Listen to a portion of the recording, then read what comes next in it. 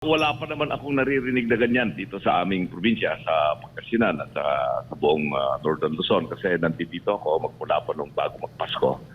At hindi ako nagkaroon ng ganyang klaseng informasyon.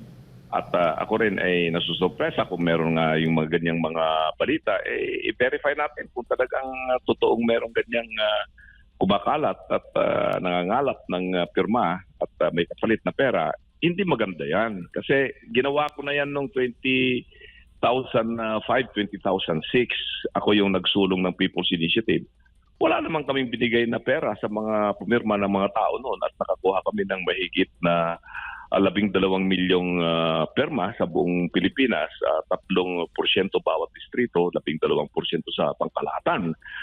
Dahil ang People's Initiative naman ay sila ang magsusulong kung ano yung gusto nilang mga baguhing probisyon sa ating saligang batas.